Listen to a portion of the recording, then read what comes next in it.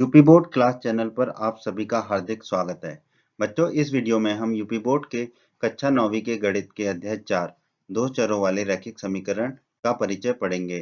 तो वीडियो को पूरा देखिएगा अंत तक, क्योंकि इस वीडियो में हम अध्याय 4 के सभी कंसेप्टों को समझने वाले हैं, जिससे आपको अध्याय 4 के सभी प्रश्नावलियों के प्रश्नों को हल करने में बहुत मदद मिलेगी। बच्चों, अगर आप हमारे यूपी बोर्ड क्लास चैनल पर नए हैं और आपने अभी तक हमारे यूपी बोर्ड क्लास चैनल को सब्सक्राइब नहीं किया है, तो जल्दी से सब्सक्राइब बटन को दबाकर यूपी बोर्ड क्लास चैनल को सब्सक्राइब कर लीजिए और बेल आइकन को भी दबा दीजिए। इससे आपको क्या फायदा होगा, जब भी हमारा कोई नया वीडियो आएगा तो उसका नोटिफिकेशन सबसे पहले आपको मिलेगा। और जब भी आप यूट्यूब में वीडियोस को सर्च करेंगे तो आपको हमारे चैनल के वीडियोस ऊपर नजर आने लगेंगे। बच्चों, इस अध्याय के बाकी सभी वीडियोस को देखने के लिए आप कभी भी आई बटन पर क्लिक कर सकते हैं। आई बटन पर क्लिक करने से आपको इस अध्याय के बाकी सभी वीडियोस के लिंक मिल जाएंगे। दोस्तों, इस अध्याय में हम दो चर वाले रैखिक समीकरण के बारे में पढ़ेंगे। तो इस अध्याय में हम सबसे पहले भूमिका पढ़ेंगे कि दो चर वाले रैखिक समीकरण में हमें क्या क्या पढ़ना है और कैसे पढ़ना है। फिर हम देखेंगे रैखिक समीकरण। रैखिक समीकरण क्या होता है, उनकी क्या क्या प्रॉपर्टीज होती हैं, उन सबको हम देखेंगे। उसके बाद हम देखेंगे दो चर वाले रैखिक समीकरण। ठीक है, एक चर वाले रैखिक समीकरण जो है हम पिछली कक्षाओं में पढ़ चुके हैं। तो अभी हमें इस कक्षा में पढ़ना है दो चर वाले रैखिक समीकरण। उसके बाद हम रैखिक समीकरण का हल, रैखिक समीकरण को कैसे हल करना है वो पढ़ेंगे। उसके बाद हम पढ़ेंगे दो चर वाले रैखिक समीकरणों का आलेख। आलेख मतलब होता है कि उसे ग्राफ पेपर पर हमें कैसे प्रदर्शित करना है। तो दो चर वाले रैखिक समीकरणों को ग्राफ पर हमें कैसे प्रदर्शित करना है उसको हम देखेंगे। और अंत में हम देखेंगे एक्स अक्ष और वाई अक्ष के समांतर रेखाओं के समीकरण, और हम एक्स अक्ष और वाई अक्ष के भी समीकरणों को देखेंगे।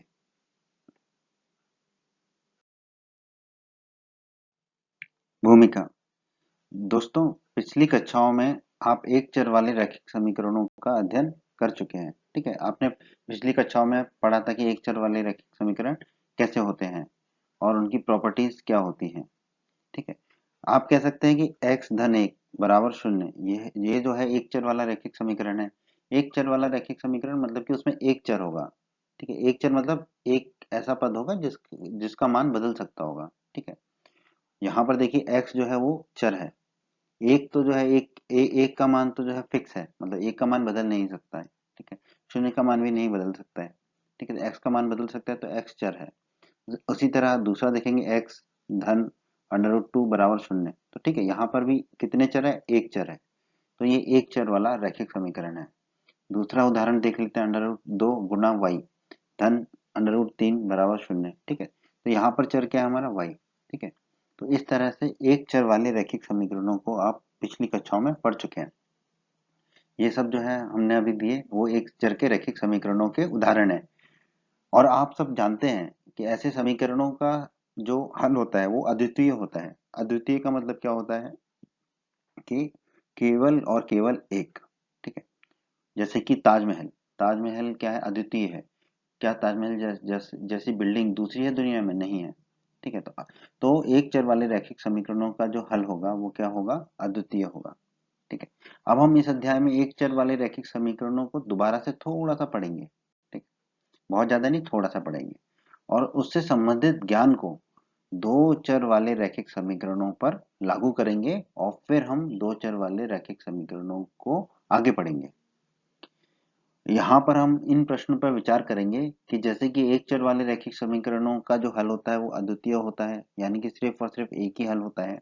क्या उसी तरह दो चर वाले रैखिक समीकरणों का एक हल होता है या अनेक हल होते हैं? और यदि एक ही हल होता है तो वो एक ही हल क्या होता है? ठीक है, कार्तीय तल यानी कि ग्राफ पेपर पर उस हल को हम किस प्रकार प्रदर्शित कर सकते हैं? तो ये सब जो है वो हम इस अध्याय में पढ़ने वाले हैं।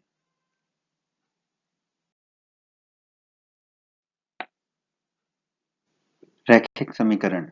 आइए अब हम रैखिक समीकरणों के कुछ गुणों को जानते हैं, समझने की कोशिश करते हैं।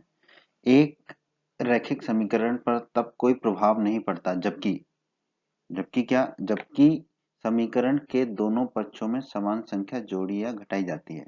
ठीक है, तो एक रैखिक समीकरण कि अगर दोनों पक्षों में हम समान संख्या को जोड़ दें या समान संख्या को घटा दें तो उस रैखिक समीकरण पर कोई फर्क नहीं पड़ेगा, कोई प्रभाव नहीं पड़ेगा। उदाहरण के लिए हम देखते हैं, अगर हमारा कोई रैखिक समीकरण है x बराबर y धन 2। ठीक है, तो अगर हम इस समीकरण के दोनों तरफ कोई एक संख्या को जोड़ दें या घटा दें, तो मान लेते हैं हम दोनों तरफ 5 को जोड़ देते हैं। ठीक है, तो हमारे बाईं तरफ हो जाएगा x धन 5 और दाईं तरफ हो जाएगा y धन 2 धन 5। ठीक है, तो इस रैखिक समीकरण पर कोई प्रभाव नहीं पड़ेगा। ठीक है, तो ये याद रखना हमेशा के लिए कि अगर रैखिक समीकरणों के दोनों तरफ कोई संख्या को जोड़ा या घटाया जाता है तो उस रैखिक समीकरण पर कोई प्रभाव नहीं पड़ता है। दूसरा गुण देख लेते हैं।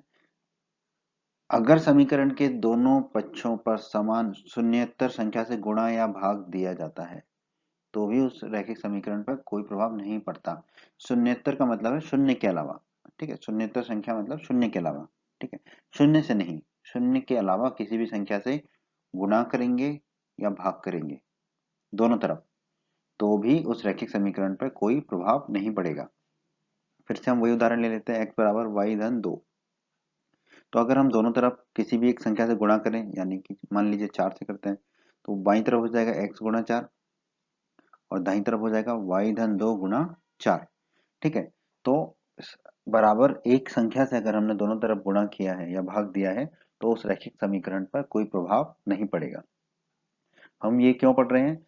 ये हम इसलिए पढ़ रहे हैं क्योंकि इस तरह से करने से हमें रैखिक समीकरणों को हल करने में आसानी होगी। तो जब हम प्रश्नों को हल करेंगे तब हमें इन गुणों की आवश्यकता पड़ेगी, इसलिए इनको हम अभी पढ़ रहे हैं।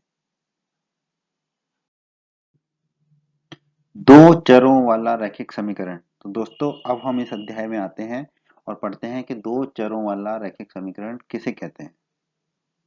उस समीकरण जिसे a गुणा एक्स धन b गुणा वाई धन c बराबर शून्य के रूप में व्यक्त किया जा सकता है, जहां पर a, b और c वास्तविक संख्याएं हैं और a और b दोनों का मान शून्य नहीं है, शून्य नहीं है। ठीक है, c का मान शून्य हो सकता है पर a और b का मान शून्य नहीं होगा।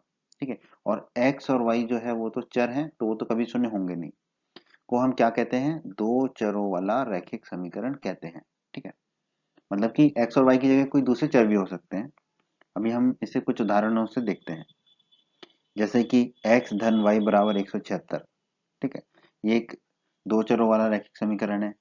जरूरी नहीं है हमेशा हमें चर जो है x और y के रूप में ही मिले। तो दूसरा उदाहरण देख लेते हैं, 2 गुणा s धन 3 गुणा t बराबर 12। तो यहाँ पर चर क्या है हमारा? s और t।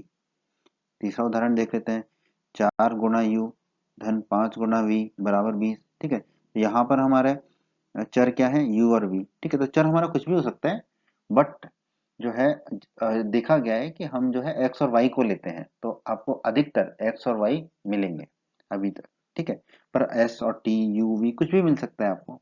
ठीक है, तो दो चरों वाला रैखिक समीकरण हम किसे कहेंगे? जिसे हम a गुणा एक्स धन b गुणा y धन c बराबर शून्य के रूप में व्यक्त कर सकते हो, और वहां पर a और b और c जो है वास्तविक संख्याएं होंगी और a और b का मान शून्य नहीं होगा, शून्य नहीं होगा। ठीक है, तो ये कहलाता है हमारा दो चर वाला रैखिक समीकरण। तो दोस्तों देखते हैं रैखिक समीकरण का हल हम कैसे ज्ञात करेंगे। दो चरों वाले रैखिक समीकरण के अपरिमित रूप से अनेक हल होते हैं। ठीक है, तो याद रखिए, आपने देखा था एक चर वाले रैखिक समीकरण का जो है आपका केवल एक हल होता है, लेकिन दो चर वाले रैखिक समीकरणों के आपके कितने हल होंगे? अनेक हल होंगे। तो दो चर वाले रैखिक समीकरण के अद्वितीय हल नहीं होगा, अनेक हल होंगे। ठीक है, एक हल प्राप्त करने की सरल विधि। ठीक है, तो अब हम देखते हैं कि हमें अगर दो चर वाला रैखिक समीकरण दिया गया है और उसके हमें हल प्राप्त करना है तो सरल विधि से कैसे प्राप्त कर सकते हैं। ठीक है, तो सबसे पहले हम क्या करेंगे कि x बराबर शून्य ले लेंगे, x बराबर शून्य ले लेंगे और y का संगत मान प्राप्त कर लेंगे। तो ये एक हल हो जाएगा, x बराबर शून्य और y का जो मान आएगा वो। उसी तरह दूसरे के लिए हम क्या करेंगे? y बराबर शून्य ले लेंगे, तो हमें x का संगत मान ज्ञात हो जाएगा। ठीक है, इस तरह से हम दो मान तो निकाल सकते हैं।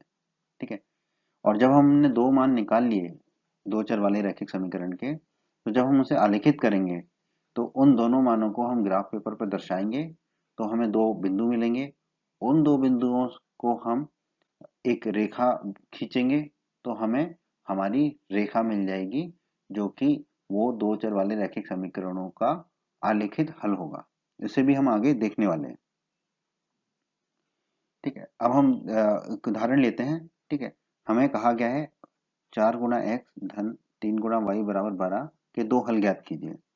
तो हमने अभी जो ऊपर विधि देखी है उसी से हम ज्ञात करने की कोशिश करेंगे। तो सबसे पहले हम क्या करेंगे, x बराबर शून्य ले लेंगे। तो x बराबर हम शून्य लेंगे तो 4 गुणा x क्या हो जाएगा हमारा, शून्य। तो हमें क्या मिलेगा, 3y बराबर 12, अर्थात y बराबर 4। तो हम कह सकते हैं कि हमारा एक हल क्या है, x बराबर शून्य कॉमा y बराबर 4। ठीक है, तो 0,4 दिए गए समीकरण का एक हल होगा। उसी तरह दूसरा हल प्राप्त करने के लिए हमें क्या करना होगा, y बराबर हम शून्य रख देंगे। y बराबर अगर हम शून्य रख देंगे तो हमें क्या मिल जाएगा, 4 गुणा x बराबर 12, यानी कि x बराबर 3। तो हम क्या मिल जाएगा, x बराबर 3 और y बराबर हमने कितना दिया था, शून्य। ठीक है, तो हल क्या होगा हमारा, 3,0। 3,0 एक हल होगा। तो इस तरह हमने दो हल प्राप्त कर लिए, 0,4 और 3,0। ठीक है, तो ये दो हल हमने प्राप्त कर लिए। तो ये दो चर वाले रैखिक समीकरणों का हल ज्ञात करने की आसान विधि है। ठीक है, तो इसे आप याद रखिएगा कि पहले x बराबर शून्य रख लीजिए, फिर y बराबर शून्य रख लीजिए। और अगर हमें ज्यादा मान ज्ञात करने को कहा जाएगा तो हमें x बराबर 1, y बराबर 1 इस तरह से भी रख के कर सकते हैं। पर शून्य रखने से क्या होता है, वो जो एक चर हमारा खत्म हो जाता है, तो उससे हमें आसान होता है इस तरह के प्रश्नों को हल करने में।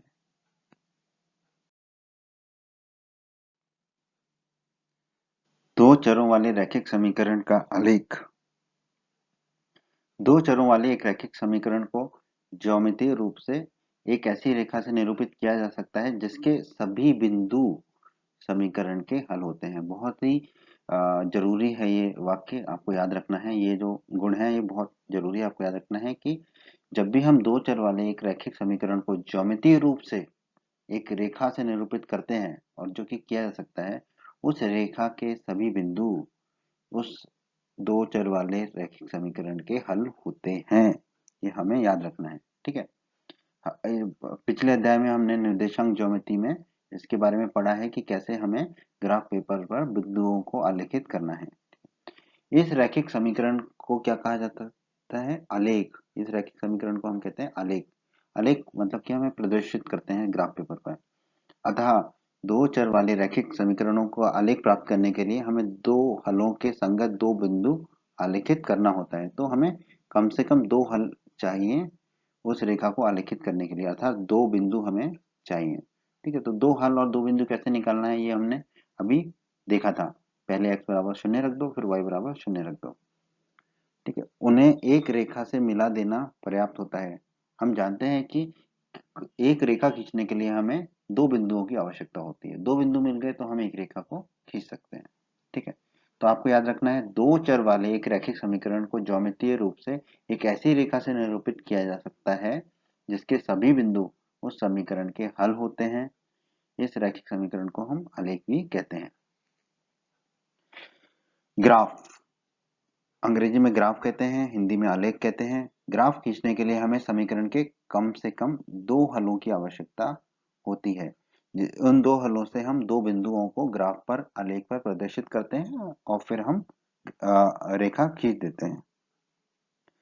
अर्थात एक घात वाले बहुपद समीकरण ax धन by धन c को रैखिक समीकरण इसलिए कहा जाता है क्योंकि इसका ज्यामितीय निरूपण जो है वो एक सरल रेखा होती है। इसलिए हम इसे रैखिक समीकरण कहते हैं, क्योंकि इसका ज्यामितीय निरूपण ग्राफ पर जब इसे हम आलेखित करते हैं तो हमें एक सरल रेखा प्राप्त होती है। बच्चों, अगर आप हमारे यूपी बोर्ड क्लास चैनल पर नए हैं और आपने अभी तक हमारे यूपी बोर्ड क्लास चैनल को सब्सक्राइब नहीं किया है, तो जल्दी से सब्सक्राइब बटन को दबाकर यूपी बोर्ड क्लास चैनल को सब्सक्राइब कर लीजिए और बेल आइकन को भी दबा दीजिए। इससे आपको क्या फ़ायदा होगा, जब भी हमारा कोई नया वीडियो आएगा तो उसका नोटिफिकेशन सबसे पहले आपको मिलेगा। और जब भी आप यूट्यूब में वीडियोज़ को सर्च करेंगे तो आपको हमारे चैनल के वीडियोज़ ऊपर नज़र आने लगेंगे। बच्चों, इस अध्याय के बाकी सभी वीडियोज़ को देखने के लिए आप कभी भी आई बटन पर क्लिक कर सकते हैं। आई बटन पर क्लिक करने से आपको इस अध्याय के बाकी सभी वीडियोज़ के लिंक मिल जाएंगे। आइए दोस्तों, अब हम दो चर वाले रैखिक समीकरण के आलेख को ग्राफ पेपर के माध्यम से समझने की कोशिश करते हैं। ठीक है, हमें दिया हुआ है निम्नलिखित समीकरण के हल ज्ञात कीजिए। हमें इसे आलेखित करके दिखाते हैं। क्या समीकरण दिया गया है हमें? 4 गुना एक्स धन 3 गुना वाई बराबर 12। ठीक है, तो हमने क्या पढ़ा था अभी कि किसी भी दो चर वाले रैखिक समीकरण को आलेखित करने के लिए हमें पहले हमें क्या ज्ञात करना होगा? दो बिंदु, दो हल। ठीक है, कम से कम दो हल ज्ञात करना होगा। तो हमें कम से कम दो हल ज्ञात करना है तो हम दो ही को ज्ञात करते हैं। ठीक है, तो हम दो हल ज्ञात करेंगे और उन हलों को बिंदु मान के आलेख पर, ग्राफ पर प्रदर्शित करेंगे और रेखा खींचेंगे। वही रेखा हमारे समीकरण का हल होगी। ठीक है, तो जैसा कि हमने पहले देखा था, समीकरण में हम पहले x बराबर 0 रख देंगे तो हमें क्या मिलेगा? 3 गुना वाई बराबर 12 अर्थात वाई बराबर 4। तो हमारे क्या हल प्राप्त हुआ? 0,4, क्योंकि x बराबर 0 है हमारा और y बराबर क्या है? 4। ठीक है, एक हल मिल गया हमको। उसी तरह दूसरे हल के लिए हम क्या करेंगे? y बराबर 0 रख देंगे। y बराबर 0 हम रखेंगे तो हमें क्या मिलेगा? 4 गुना x बराबर 12 यानी कि x बराबर 3। तो हमें क्या हल मिला? 3,0, क्योंकि x बराबर हमें मिला 3 और y बराबर जो है हमने लिया था 0। ठीक है, तो हमें दो बिंदु मिल गए दोस्तों, 0,4 और 3,0। ठीक है, तो दो बिंदु हमें मिल गए। पहला बिंदु क्या है? हमें 0, x बराबर 0 और y बराबर 4। दूसरा बिंदु क्या है हमारा? x बराबर 3 और y बराबर 0। ठीक है, तो हम पहला बिंदु लेते हैं। पहला बिंदु क्या है हमारा? x बराबर 0 और y बराबर 4। तो ये जो हमने पहला बिंदु लिया, ये है हमारा x, क्योंकि ये जो है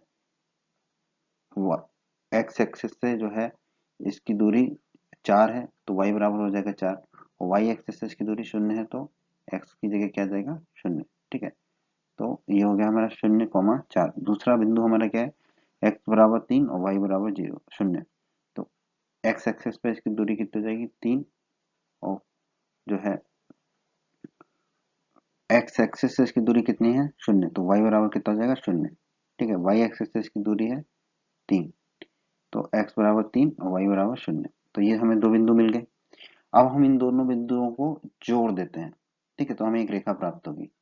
इन दोनों बिंदुओं को हमने जोड़ा तो हमें एक रेखा प्राप्त हो गई। ठीक है, यही जो रेखा हमें प्राप्त हुई है इन दोनों बिंदुओं को जोड़ने से, यही रेखा जो है हमारे दिए गए समीकरण का हल है। हमें दिया गया समीकरण है 4 गुना एक्स धन 3 गुना वाई बराबर 12। ठीक है, ये जो रेखा है यही हमारे दिए गए समीकरण का हल है। तो इसी तरह से हमें किसी भी दो चर के समीकरण का हल ज्ञात करके उसे आलेखित कर सकते हैं। ठीक है, याद रखिएगा इसको, बहुत ही आसान है। दोस्तों आगे पढ़ते हैं। अगर दो चर वाला रैखिक समीकरण हमारा y बराबर के एक्स इस रूप में है तो उस समीकरण का जो आलेख होगा वो एक रेखा होगी, ये तो ठीक है।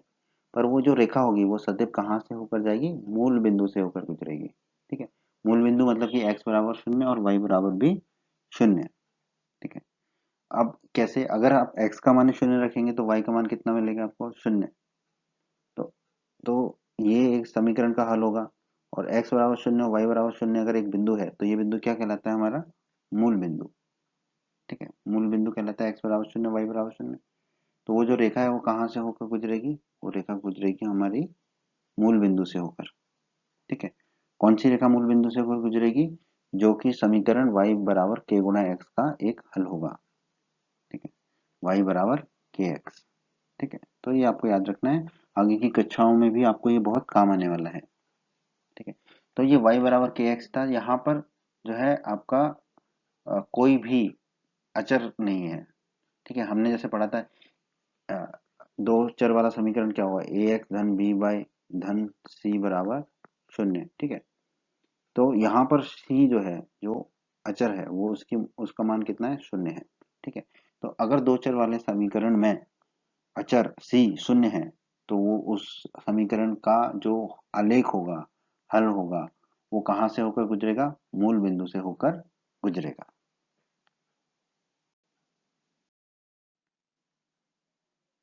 आइए अब हम देखते हैं एक्स अक्ष का समीकरण। एक्स अक्ष का क्या समीकरण होगा। सबसे पहले हम देखते हैं एक्स अक्ष पर प्रत्येक बिंदु का वाई निर्देशांक हमेशा क्या होगा, 0 होगा, क्योंकि एक्स अक्ष पर जो है, जो वाई निर्देशांक है बिंदु का, वो हमेशा 0 होगा। ठीक है, एक्स अक्ष पर हम कोई भी बिंदु लें, ये बिंदु लिया हमने। ठीक है, अब हम इसके निर्देशांक देखेंगे तो वाई निर्देशांक हमेशा क्या आएगा, 0 आएगा। ठीक है, एक्स निर्देशांक कुछ भी हो सकता है, पर वाई निर्देशांक क्या होगा, 0 होगा। तो एक्स अक्ष पर स्थित प्रत्येक बिंदु को हम किस रूप में व्यक्त कर सकते हैं, एक्स कॉमा शून्य, एक्स कॉमा शून्य के रूप में व्यक्त कर सकते हैं। और एक्स अक्ष का जो समीकरण होगा वो क्या होगा, वाई बराबर 0 है, क्योंकि एक्स अक्ष पर वाई का जो वाई निर्देशांक जो है वो क्या होता है, 0 होता है। तो याद रखिएगा एक्स अक्ष का समीकरण क्या होता है, वाई बराबर 0। वाई बराबर 0 ही आपके एक्स अक्ष का समीकरण है। अब हम देखते हैं वाई अक्ष का समीकरण। ठीक है, तो वाई अक्ष पर स्थित प्रत्येक बिंदु का एक्स निर्देशांक क्या होता है, 0 होता है। और वाई अक्ष पर स्थित प्रत्येक बिंदु को हम किस रूप में प्रदर्शित कर सकते हैं, 0 कॉमा वाई। हम देखते हैं, एक बिंदु लिया हमने। ठीक है, इस बिंदु के निर्देशांक क्या होंगे, आप देखकर बता सकते हैं, इसके निर्देशांक होंगे 0 कॉमा 2.5। ठीक है, तो एक्स निर्देशांक क्या होगा, 0, और वाई निर्देशांक कुछ भी हो सकता है, अभी 2.5 है, पर कुछ भी हो सकता है। वाई अक्ष पर स्थित सभी बिंदुओं के एक्स निर्देशांक कितने होंगे, 0 होंगे। ठीक है, और वाई अक्ष का समीकरण क्या होगा, एक्स बराबर 0, क्योंकि वाई अक्ष पर स्थित सभी बिंदुओं का एक्स निर्देशांक 0 होता है।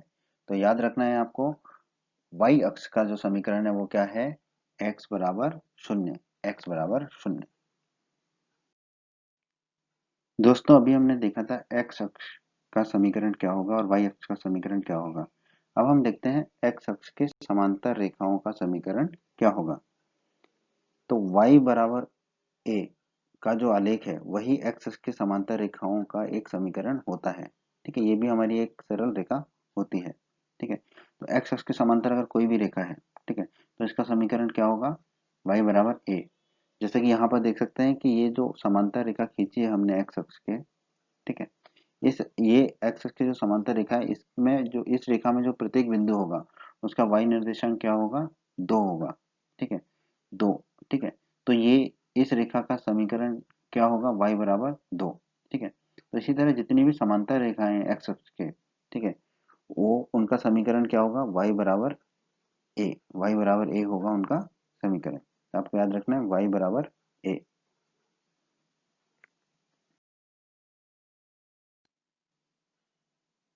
तो दोस्तों जैसा कि हमने देखा एक्स अक्ष के समांतर रेखा का समीकरण, उसी तरह हम देखते हैं वाई अक्ष के समांतर रेखा का समीकरण। तो वाई अक्ष के समांतर रेखा का समीकरण क्या होगा, एक्स बराबर ए। ठीक है, तो जो रेखा वाई अक्ष के समांतर है, माना कि एक रेखा ये है वाई अक्ष के समांतर, ठीक है, तो इसका समीकरण क्या होगा, एक्स बराबर 3, क्योंकि इस रेखा पर एक्स निर्देशांक जो है, प्रत्येक बिंदु के एक्स निर्देशांक क्या होंगे, 3 होंगे। ठीक है, तो आपको याद रखना है वाई अक्ष के समांतर किसी भी रेखा का समीकरण क्या होगा, एक्स बराबर ए। एक्स बराबर ए। ठीक है, तो ये हमें याद रखना है दोस्तों। तो इस तरह हमने जो है दो चर वाले रैखिक समीकरणों के बारे में पढ़ा। ठीक है, यहाँ पर हमें जरूरत पड़ी निर्देशांक ज्योमेट्री की भी। निर्देशांक ज्योमेट्री के बारे में अगर आपको और पढ़ना है तो आप हमारे अध्याय 3 को पढ़ सकते हैं। उम्मीद करते हैं बच्चों आपको हमारा ये वीडियो पसंद आया होगा। बच्चों, अगर आप यूपी बोर्ड क्लास चैनल पर नए हैं और आपने अभी तक हमारे चैनल को सब्सक्राइब नहीं किया है तो सब्सक्राइब बटन को दबाकर जल्दी से चैनल को सब्सक्राइब कर लीजिए और बेल आइकन को भी दबा दीजिए। इससे आपको क्या फ़ायदा होगा, जब भी हमारे चैनल पर कोई भी नया वीडियो आएगा तो उसका नोटिफिकेशन आपको सबसे पहले मिल जाएगा। और जब भी आप यूट्यूब पर कोई वीडियो सर्च करेंगे तो हमारे चैनल के वीडियोज़ आपको ऊपर नज़र आने लगेंगे। आप हमारे वीडियोज़ को अपने सभी दोस्तों के साथ व्हाट्सएप और फेसबुक पर अवश्य शेयर करें, जिससे आपके दोस्तों का भी लाभ हो सके। आपको वीडियो पसंद आई है तो वीडियो को लाइक अवश्य करें और इस अध्याय के अन्य सभी वीडियोस को देखने के लिए आई बटन पर क्लिक करें। आई बटन पर क्लिक करने से आपको इस अध्याय के सभी वीडियोस के लिंक मिल जाएंगे। धन्यवाद बच्चों।